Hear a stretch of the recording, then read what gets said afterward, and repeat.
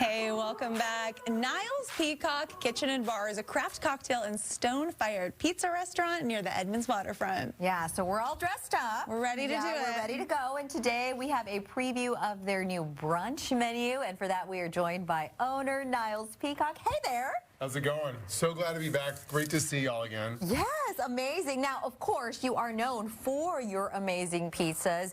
So amazing, in fact, that you just won the Galbani U.S. Pizza Cup. Correct. How does that make you feel? It was amazing. It was amazing. I've been very grateful to be trained by a master pizziolo, and so that adage, you know, when a student is ready, the teacher appears. That actually really did happen for me. Wow. Yeah. And so winning Best in America, there's no such thing, in my opinion, of being the best in America or at anything, but being able to go and represent the United States and compete in Italy after winning that is a really, really big honor. So, yeah. So you're shooting for world champ nowadays, Yeah, huh? I'll be going to the largest pizza competition in the world now in April. Yeah, Wow. That was what winning that meant, is that I get flown to Italy now to compete there. So. Oh my God. Good for you for April, here going we for come, it. so, Yeah, we're going to be cheering for you over here in Seattle, okay? Must have just been such a memorable moment being recognized on such a scale like that. Kind of surreal. Does it, I mean, how does it make you feel in terms of like all the hard work that you've put into like perfecting these recipes? I mean, I remember when you came last time, your pizzas were incredible. Amazing. It's just been, I don't even know if I have words to describe it. It's been, you know, on one hand, it's been just doing the same thing over and over and over again, just practicing, chasing perfection, which doesn't exist. Yeah. And, you know, when I won, the first thing I did was call Will Grant, who is the person who trained me, and he's the master pizziolo, and I thanked him for all of the guidance and the mentoring that he's given me along the way here. You know, Yeah. and his answer was, he said, "I didn't do anything, you did it." He said, Aww, so humble. but I didn't know what to do.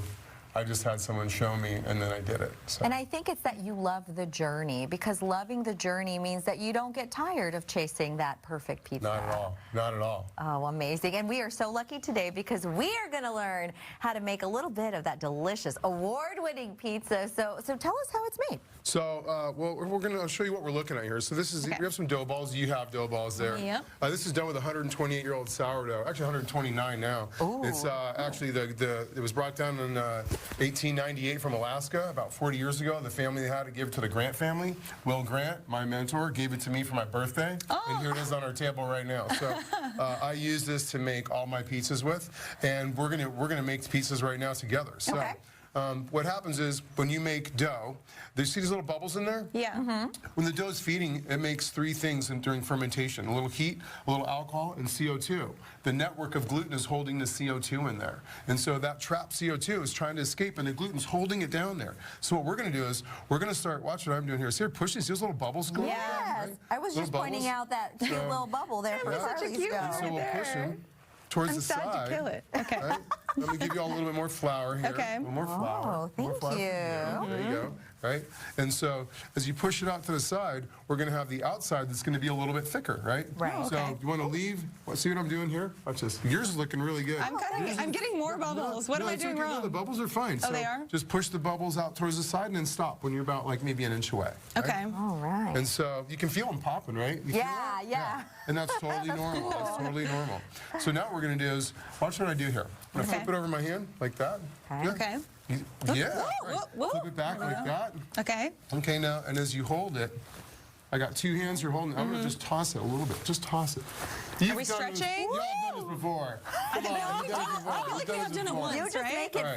fun. So look, now put it down and see where you're starting to look at it. Whoa. This thin on the inside, you feel that? So Yeah. it's thin, and then if you touch the outside, you feel like it's a little bit thicker there. Yeah. And so that's our cornicione. That's like when we cook this, we have a thin inner crust like right here, and then the outside is going to be nice and puffy, right? So we have this crispy outer cornicione, and then the inside of that pizza is going to be fluffy and bubbly and chewy and airy. It's just fantastic. All right. And so one of the things that makes that happen is a long fermentation process, making the dough more delicate, and also the amount of water that you put in. Oddly enough, the more water you put into your dough, the crispier your dough is. Right? Oh, so you get a crispier outside, but a fluffier, moisture, chewy inside.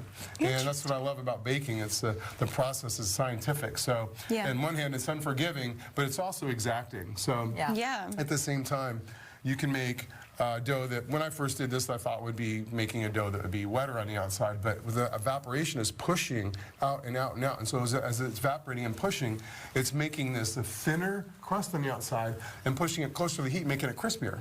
And then on the inside, as we look here, and you're going to see this when we finish this pizza off, you see the corn? Yeah.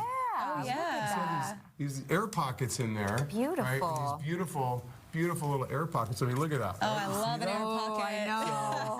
And that is when you bite into it, and it's not bready and thick. It's actually just airy and light. That's it. That's it. Now, do we do a little swirl? I think you might want to try that. So Okay. this is the pizza that won. And so what we've got on here, I'll just High go stakes over for it. how this is. We've got garlic brushed olive oil around the crust. Then we've got whole milk mozzarella, gorgonzola crumbles, and then those are sliced dates that we rub in garlic oil. Beautiful. So the dates on top, then we've got that right there, which is the Okay. Marco Crema reduced balsamic glaze. And so as you put that around the top, I'm so you're gonna nervous. have a pizza that's a little bit salty, it's a little bit earthy, it's a little bit tangy, it's also a little bit sweet. Ooh. So Good it job. really Okay. becomes in balance by doing that. So you just did a great job of that. Yeah. A great job. Thanks. So we definitely want to get to the other items on the table. We have about 2 minutes, and we got to try Can we this taste pizza this? too. Okay, perfect. Definitely. Okay. So Beautiful. definitely take a bite of that. What kind of pizza is this, by the way? So that's called My Hot Date. That's the name of the pizza. And Nice. so it comes out of the it oven hot, onions? and it's got dates on it. Oh, dates. Oh, yeah. Yeah. So Oh my gosh, this so is my good. personal favorite pizza. It won Best Pizza in America last month, and then it also won regionally. This was my first one I competed with. Oh my God. It's delicious. I see why. And not to ask you a question with your mouth full, but I know you also have a new brunch menu starting in January. What are you most excited for people to try? So the thing I'm most excited about, aside from the bagels, because we did win the East Coast Bagel Championship in October, believe it or nice. not, with this sourdough right here. Ooh.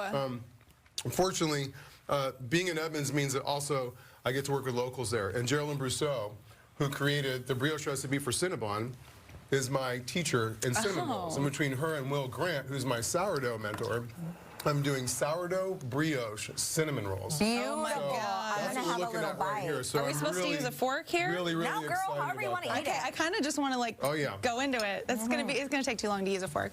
Listen, I'm going to do this with you. Oh my gosh. This So- is so good. Oh my God, that frosting too. Now we are wrapping up already, Okay. but we want to mention that you also have some amazing drinks for dry January. We're getting so into dry January. We're not there yet. And so I'll give you some. So you have some grapefruit peel there. This is something anybody can get. Martinelli cider. You can use the non-alcoholic bitters or a tincture like beautiful. the one that we made right here. Incredible. Thank you Cheers so to much. you. Yeah, Cheers, whether or not you're Niles. driving, Thank you so cheers, much. y'all. Great being with you. Yeah, Thank you these so dishes much. are Cheers. amazing, and congrats again on winning the U.S. Pizza Cup. Thank you. All the best luck to you in Appreciate it. Italy. Thank you. Bye. Have a good one. Thank you.